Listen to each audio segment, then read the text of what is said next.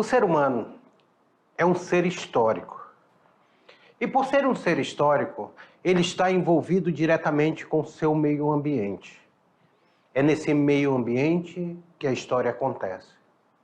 E como está essa relação histórica desse ser humano com o meio ambiente? Como nós acompanhamos isso? Se nós observarmos a história, nós vamos ver sempre um processo de exploração contra o meio ambiente. Seja na chegada dos portugueses que extraíram o pau-brasil, seja na chegada dos espanhóis que dominaram os povos incas, maias e astecas e levaram todo o ouro e a prata das Américas, seja o processo de colonização norte-americana, marcha para o oeste, que não obedeceu à natureza, os animais, os indígenas que ali estavam por séculos, seja a Europa, que derrubou suas matas, derrubou seus campos, fez plantações, enfraqueceu a terra, e hoje muitos países dependem de outros países para sobreviver.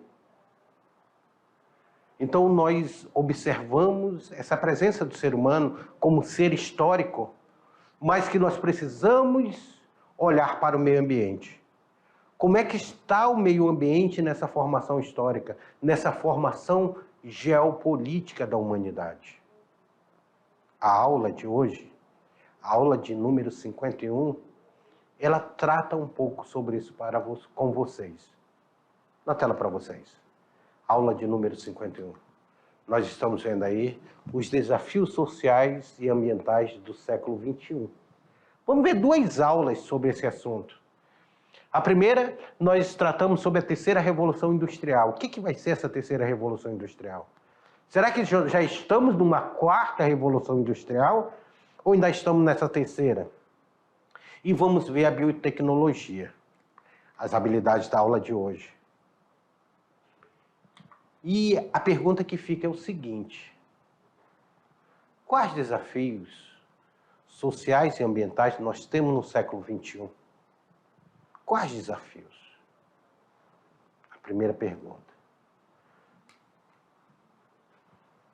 As pessoas que moram nesse meio ambiente somos nós mesmos. E quais os desafios que nós enfrentamos? O crescimento econômico desordenado, pautado na falsa ilusão de desenvolvimento pelos postulados costumazes da cultura da insaciabilidade, do consumo irresponsável e da exploração predatória dos recursos, demanda na atualidade as relações antropocêntricas de dominação do ser humano sobre a natureza, do ser humano sobre a natureza. Então, olha aqui comigo na tela aqui, essa imagem aqui, essa nossa primeira imagem aqui, joga aí na tela essa primeira imagem, que nós estamos aí, do ponto de vista do planeta, não existe jogar lixo fora. Porque não existe o fora. Ah, eu vou pegar e jogar o lixo fora. Fora de onde? Nós somos seres que vivemos nesse meio ambiente. Será que esse lixo que eu estou falando, que eu vou jogar fora, eu estou realmente jogando fora? Ou estou jogando dentro do meio ambiente? O que fazer com esse lixo? Recentemente nós nos deparamos com várias reportagens falando sobre o problema do plástico no mundo. Não só aquele plástico e tudo, a garrafa que nós consumimos, jogamos, ele vai bater no mar, as tartarugas, os peixes, os animais vão se asfixiar com ele, porque vão pensar que é o alimento e vão comer. Mas as minúsculas partículas de plástico que estão soltas no ar. Esse plástico que ele foi com o tempo se deteriorando e virou partícula, e nós vamos ingerindo aquilo e aquilo vai sendo depositado dentro do nosso corpo. Nós mesmos estamos nos matando, cometendo suicídio, quando nós produzimos muito lixo, nós não trabalhamos de forma sustentável ou nós não reciclamos.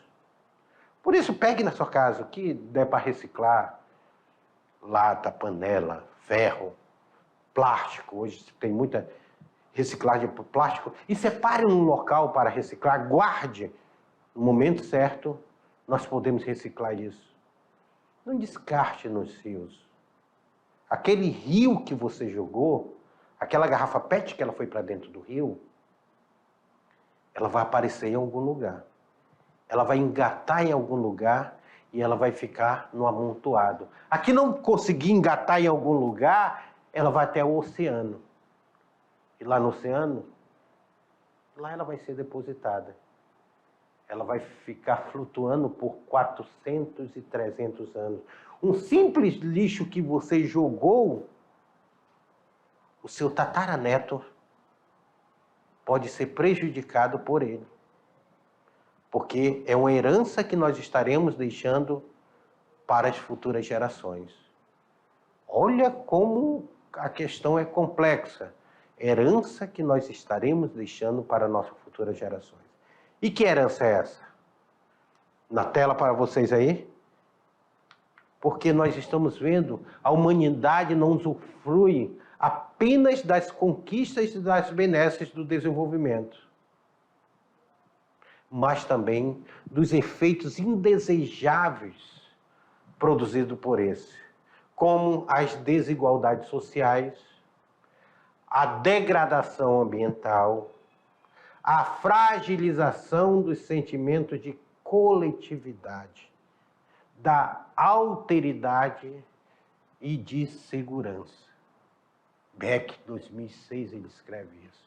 A humanidade não usufrui apenas das conquistas e das benesses do desenvolvimento, mas também dos efeitos indesejáveis produzidos por este, como as desigualdades sociais, a degradação ambiental, a fragilização do sentimento de coletividade e a alteridade e de segurança.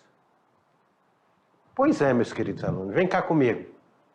Aí a gente para pensar. O que é desenvolvimento? O que é desenvolvimento? Aí a gente analisa o que é desenvolvimento e nós nos deparamos com uma incógnita. Será que nós estamos vivendo de uma forma sustentável? Será que o que nós chamamos de desenvolvimento, ele nos traz uma sequela muito grande de destruição? Será que eu desmatar para consumir aquela madeira, aquela mata ela não vai nos fazer falta em determinado momento da nossa vida? O mundo é como uma engrenagem. A chuva que chega até nós, ela é traída pela floresta amazônica. Até porque já desmistificou aquele negócio de que floresta é o pulmão do mundo. Não. Hoje os oceanos são a floresta, mas a floresta ela consome muito gás carbônico. E respira também. Solta oxigênio. Mas a grande fundamentação de uma floresta é atrair a chuva. É não deixar aquela região desértica. Se vocês pararem para pensar, se olhar o globo terrestre, vocês vão ver que na mesma linha onde está a floresta amazônica, é a mesma linha que está o deserto do Saara. E o deserto do Saara já foi uma floresta. E será que é isso que nós queremos? Transformar a nossa floresta em um grande deserto? No deserto do Saara? Ou no deserto do Atacama? Seria esse o nosso objetivo? A gente tem que parar e pensar sobre o nosso consumo, sobre a questão até que ponto o nosso consumo está sendo consciente. Na tela para vocês aí. Será que nós queremos essa imagem aqui? Será que é isso que nós buscamos? É isso que é o belo? nós, chamamos meio ambiente, porque já destruímos a metade?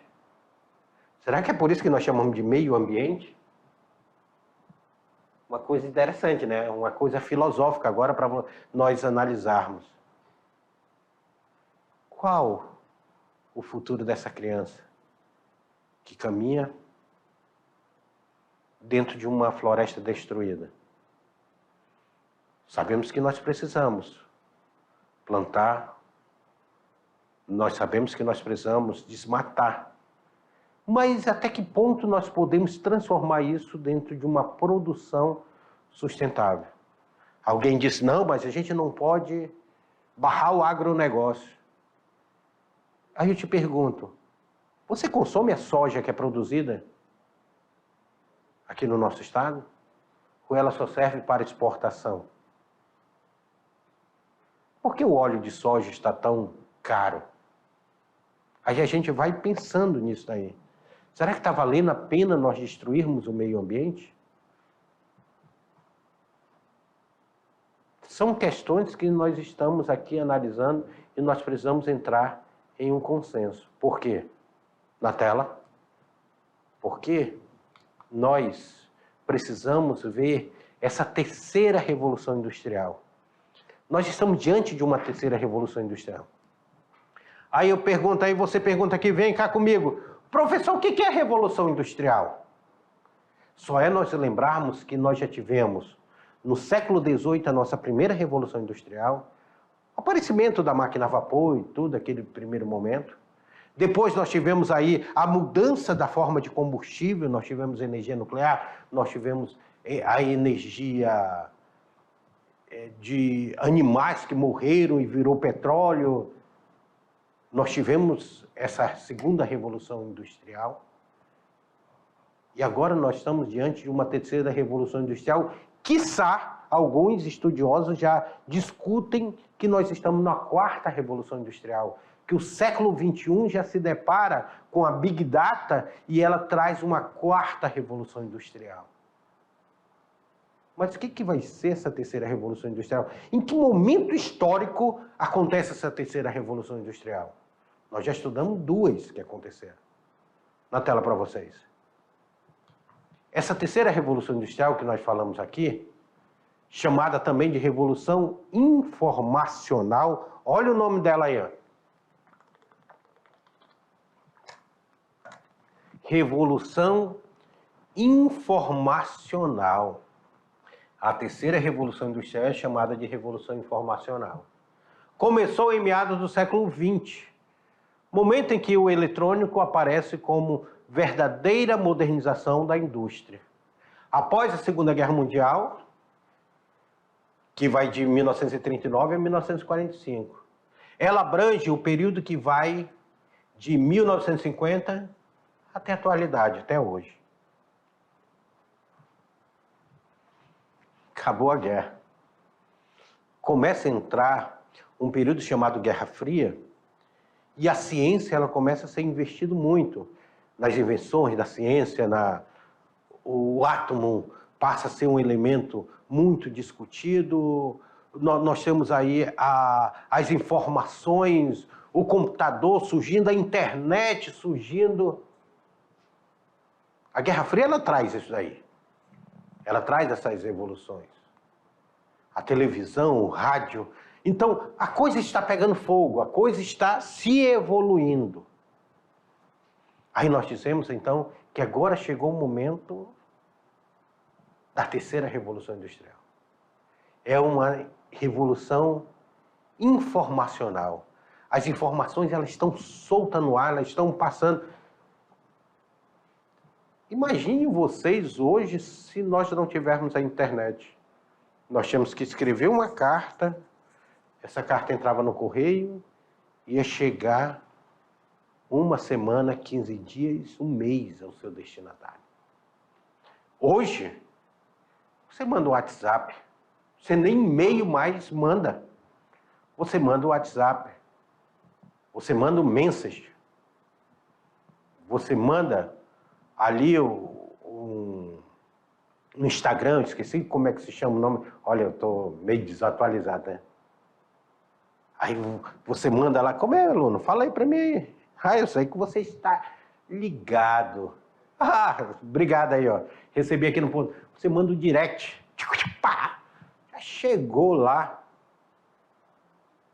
Então, quando nós estamos aqui, nós estamos dentro desse processo evolutivo, dentro dessa transformação. E o mundo que passou pela primeira Revolução Industrial, passou pela segunda Revolução Industrial, na metade do século XX, ele se vê passando pela essa terceira Revolução Industrial. Ele vê uma transformação das relações sociais, ele vê a globalização muito presente. É a terceira Revolução Industrial aí muito presente em nosso meio. Então, terceira Revolução Industrial. Na tela aí para vocês. Por quê? Para alguns estudiosos, a terceira Revolução Industrial teve início aonde? Nos Estados Unidos e em alguns países da Europa. Quando a ciência descobriu a possibilidade de utilizar a energia nuclear do átomo. Principalmente nós estamos na Guerra Fria, nós tínhamos a União das Repúblicas Socialistas Soviéticas estudando o átomo, nós tínhamos os Estados Unidos estudando o átomo, aí nós chegamos aí a esse desenvolvimento, até chegar ao desenvolvimento da genética, de outras questões. Segunda Revolução Industrial. Olha aí, ó. E aí, o homem vai apertar essa mão mesmo? Nós vamos ter essa mão sendo apertada entre o homem e a máquina? Há um medo, historicamente, desde o movimento ludista lá da primeira Revolução Industrial, é que o homem seja substituído pela máquina. E vocês já perceberam que hoje nós temos muito essa questão da substituição? Antigamente tinha uma telefonista que fazia ligação para nós. Hoje nós temos o celular. Antigamente tinha um caixa no banco que nos atendia. Hoje nós temos um caixa eletrônico, nós temos um Pix. Hoje você quase não pega dinheiro em papel. Só quem necessita em algumas ocasiões ali que não tem internet, mas onde tem internet, hoje você chega, você só aproxima seu celular, ou tem um relógio aqui, você só aproxima o seu relógio, só aproxima o seu cartão e a coisa já aconteceu. Hoje essa máquina, elas estão dentro da indústria, produzindo, elas estão até substituindo médicos em operações. Fica o médico num canto do mundo com uma luva operando em outro canto do mundo. Hoje já existem diagnósticos dados por uma máquina. Então, como é que estamos nos deparando com essa revolução? Será que nós seremos aliados? Nós iremos apertar essa mão? Ou será que nós seremos engolidos por isso? Vamos ver aí como é que se dá esse processo na tela para vocês. Como é que se dá esse processo da primeira, segunda, terceira Revolução Industrial e o que alguns dizem que existe uma quarta Revolução Industrial. Nós observamos que a primeira Revolução Industrial, que acontece no século XVIII, nós passamos por um processo de mecanização, introdução da máquina a vapor e do carvão. Isso é característica da primeira Revolução Industrial. Quando chegamos à segunda Revolução Industrial, lembrando aqui, na máquina a vapor, nós temos o trem aqui, que foi muito forte na primeira Revolução Industrial. Quando chegamos na segunda Revolução Industrial do século XIX, que foi descoberto o motor, a combustão, a explosão, saímos da máquina a vapor, nós temos a produção em massa. Nós temos a linha de montagem, lembra do Fordismo?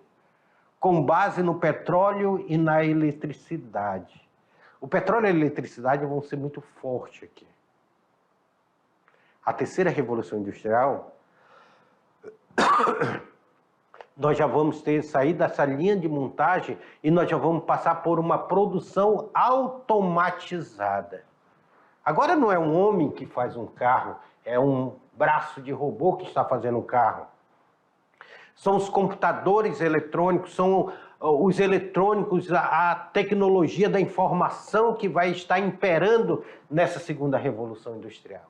Agora, o que se está discutindo é que será que o século XXI, aqui, século XXI, nós estaríamos já numa quarta revolução industrial?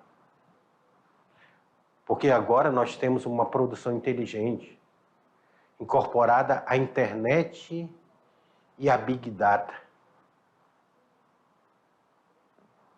Cara, nós temos um chamado 5G sendo implantado agora no mundo, que vai revolucionar a tecnologia mundial. E aí, como é que está essa relação? Como é que está essa relação dessa revolução industrial?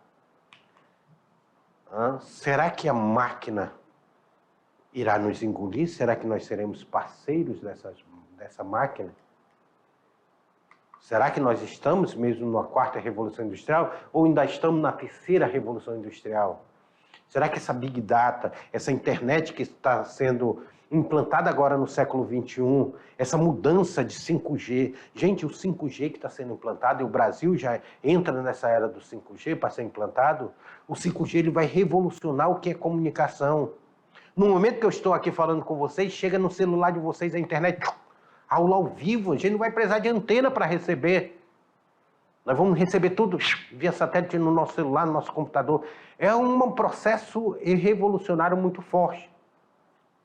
A mediação tecnológica, até a mediação tecnológica, ela vê uma mudança muito grande com a questão do 5G. E aí? Como é que nós estamos nos deparando com isso? Na tela.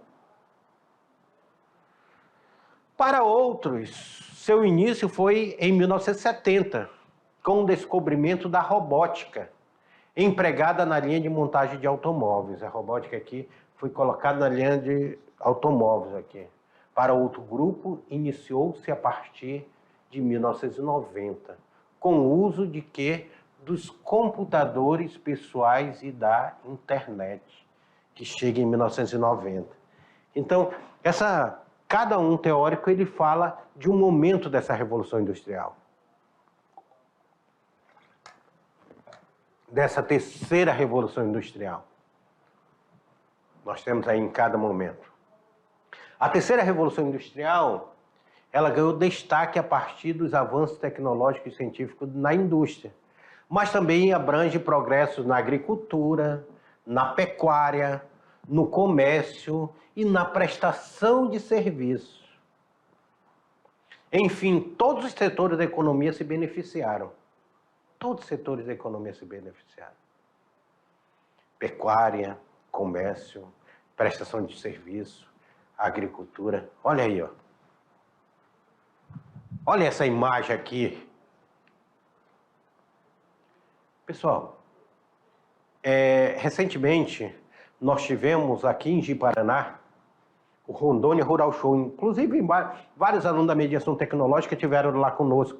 E lá nós vimos o que era tecnologia dentro do processo agrícola. Nós vimos drones sobrevoando para pulverizar, sem precisar de avião. Nós vimos aviões que mapeiam toda uma área, faz todo um raio-x para saber onde tem erva daninha, para que o drone chegue lá e só jogue veneno ali onde é necessário, não espalhe veneno em toda a plantação. E aí, como é que nós estamos nesse processo de globalização, aonde nós temos essa Big Data, nós temos essa tecnologia sendo utilizada na pecuária? Como, professor, tecnologia na pecuária? A melhora genética, a maneira de se extrair o leite, a pasteurização, tem todo esse processo. Na agricultura, os transgênicos que estão sendo produzidos, o melhoramento genético da agricultura, que há uma crítica muito forte pelos ambientalistas, que eles dizem que daqui a pouco a gente produz soja e vai nascer peixe, de tanta mudança genética que estamos enfrentando. Tomates mais bonitos, mais verdes, mas será que eles são saudáveis? Todo esse processo nós estamos passando aqui, neste momento chamado Terceira Revolução Industrial. Vocês não têm ideia. Vocês não têm ideia. O poder que se tem na internet. Através da internet você pode mapear uma área todinha, você pode monitorar. Você pega hoje um simples drone. Sabe aquele negócio que você ia atrás do boi e tudo? Com simples drone, às vezes, você pode até tocar o gado. Vamos dizer assim. O gado está lá no pasto aqui, você com o drone, pam, pam, pam, pam, faz um som de um berrante, faz um som de um estalo de chicote. E você toca um gado com um simples drone. E muda de uma pastagem para outra. Drones que têm alcance grandioso. Como é que as máquinas agrícolas hoje, parece que você está jogando videogame quando você entra dentro de uma máquina agrícola, dentro de uma colheitadeira, dentro de uma PC, dentro de um trator, dentro de uma pá carregadeira, dentro de uma patrol. Parece que você está dentro de um computador. Automação, a indústria como está sendo utilizada isso, esse mundo globalizado como está sendo utilizado isso.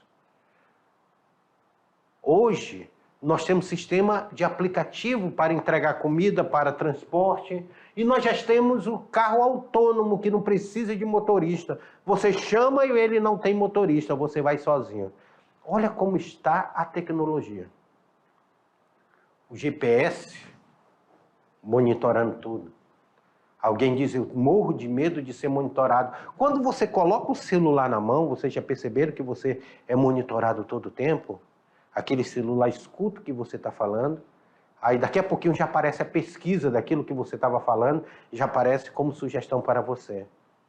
Ele lhe ouve, ele lhe enxerga e ele grava tudo que você fala. Hoje nós já somos monitorados. E ele mostra onde você está e por onde você passou.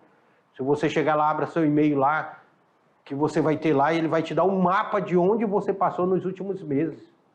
Você é monitorado. A tecnologia, ela tem o seu lado positivo e o seu lado negativo. Alguém diz, eles vão futuramente colocar um chip em nós. Nós já somos chipados, meus queridos alunos. Nós temos cartão de crédito que utiliza chip e está todo o tempo conosco. Nós temos nosso celular que utiliza chip que está o tempo todo conosco, ao nosso lado ali. Nós já somos chipados. Nós já somos monitorados. Nós já temos aí uma análise do que nós gostamos e do que nós não gostamos. As redes sociais nos apresentam isso. Olha como é a tecnologia. Na tela para vocês.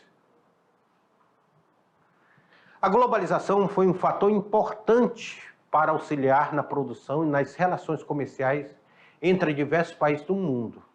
Além disso, ela proporcionou a massificação dos produtos, sobretudo na área de tecnologia. É celular que era 1, depois passou para ser 2, depois para ser 3, hoje já está no 11, 12 da tecnologia dele, cada vez mudando mais tecnologia. E além disso, da globalização, além disso que nós estamos falando, tem a biotecnologia. Professor, o que é a biotecnologia? O que é isso? Não tem um biodiesel que era feito de soja, de cana, de vários produtos é feito esse biodiesel? Mas nós temos a biotecnologia dentro dos alimentos sendo colocado, dentro das aves que engordam do dia para a noite. Aqui, ó, um pendrive aqui, um símbolo de um pendrive, de uma entrada USB aqui dentro de uma planta. E aí? Como é que nós vamos nos ater a essa biotecnologia? Uma gotinha para que a planta cresça de uma forma diferente. A biotecnologia é uma área que visa desenvolver produtos e processos biológicos para ajudar na ciência, com a ajuda da ciência e da tecnologia. Então, como é que nós estamos aqui? Vocês se lembram que eu falei aqui sobre aviões que eles fazem um verdadeiro raio-x da lavoura. Esse avião aqui estava lá no Rondônia Rural Show, lá em Paraná. Tinha um avião parecido com esse. Eles fazem um raio-x da lavoura. Esse raio-x que eles fazem da lavoura, eles vão detectando, eles vão fotografando, eles vão passando para um sistema e sabendo aonde é que tem ervas daninhas, onde precisa pulverizar, onde precisa jogar veneno. E tudo eles vão fazendo esse raio-x. Então eles vão fazendo essa leitura do solo. Aviões que eram espiões e tudo estão sendo utilizados aqui, ó, na lavoura. A gente acha que essa tecnologia está tão distante, então nós temos esses drones, que é uma espécie de dronezinho, um avião que ele vai fazendo raio-x, depois nós temos um drone parecendo um helicópterozão, grandão, que aí ele vai pulverizar lá onde precisa, para matar as ervas. Ou a soja, que precisa dar aquela secada, ele joga um veneno ali na soja. Seca, depois colhe. É a biotecnologia. É a produção agrícola. O Brasil, como produz muito commodities, ele utiliza muito essa tecnologia. Na tela para vocês. A Organização das Nações Unidas, a ONU, classificou biotecnologia como... Olha aí o que é classificado biotecnologia. Qualquer aplicação tecnológica que utiliza o sistema biológico, organismo vivo ou seres derivados para fabricar ou modificar produtos e processos para utilização específica. Biotecnologia. Olha aí, qualquer aplicação tecnológica que utiliza sistema biológico, organismos vivos ou seres derivados para fabricação ou modificar produtos ou processos para utilização específica. Interessantíssimo você ver isso daí. A biotecnologia abrange diferentes áreas do conhecimento, que inclui a ciência básica, como biologia molecular e microbiologia e outras áreas aí. Essa biotecnologia. Olha aí a biologia com a história, a interdisciplinaridade. Lembra que eu falei do drone de pulverização? Olha aí ele aí, ó. Aquele avião foi e detectou que essa área aí precisa ser pulverizada porque elas têm ervas daninhas. Ou que está tendo infestação de algum inseto. Aí vai o drone e pulveriza. A ciência aplicada como técnicas imunológicas, químicas e biológicas, com tecnologias diversas, como informática, robótica e controle de processo. Aqui é a utilização do drone. Drone sendo utilizado aqui, ó. Enche de veneno daqui, aí ele sai pulverizando. Precisa de avião? Não. Dispensou-se o avião. Agora está com o drone.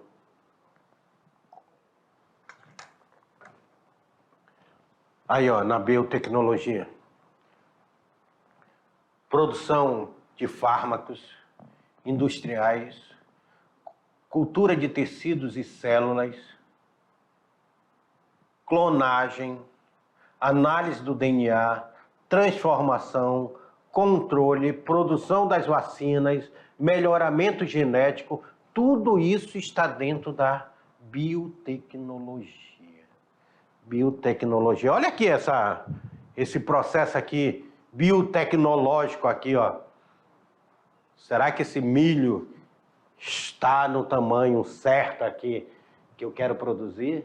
Será que é esse grão que eu quero produzir para fazer a ração, para dar de alimento para a galinha, para dar de alimento para o ser humano, fazer cuscuz? Tudo isso é utilizado aqui, ó. Você, pequeno produtor, você produz aí no campo para nós consumirmos aqui na cidade. Porque diz assim que quando o campo não produz, a cidade não come. Então é preciso produzir lá no campo. E hoje nós temos essas biotecnologias que são utilizadas para ajudar nessa produção. Certo? Na tela. Seu alvo é sempre melhoramento genético, criação de gerenciamento de novos produtos, como medicamentos, ingredientes para alimentos ou até indivíduos como planta. Então, em 1800, nós temos a agricultura de cientistas começaram a fazer cruzamento entre espécies aqui em 1800. Aí nós temos aí, até 1950, nós temos cientistas que buscam meio para introduzir novos genes nas plantas. Depois, pesquisadores transferem os genes responsáveis por uma característica desejada de uma planta para outra. O resultado é um organismo geneticamente modificado. Nós temos as primeiras plantas transgênicas são introduzidas no mercado, aí na década de 90. Em 95 nós temos nos Estados Unidos a abóbora e a soja transgênicas são disponibilizadas comercialmente. Aí em 96 nós temos o algodão e o milho transgênicos são liberados comercialmente nos Estados Unidos. 98 a soja transgênica é aprovada no Brasil. Muito forte a soja transgênica. A canola transgênica é liberada comercialmente nos Estados Unidos em 99. Em 2005, nós temos aí o algodão transgênico é aprovado no Brasil. Em 2006, os Estados Unidos, a alfafa e a beterraba transgênica são liberados comercialmente. O milho transgênico é aprovado no Brasil em 2007. Em 2011, o feijão, agora é a hora do feijão transgênico ser aprovado aqui no Brasil. O eucalipto transgênico é aprovado no Brasil. A batata liberada comercialmente na Europa. A cana-de-açúcar aprovada no Brasil em 2017. E assim vai. Pesquisas com melhoramento clássico de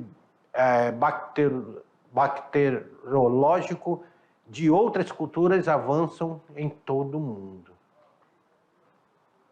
E aí nós estamos nos deparando aqui, ó.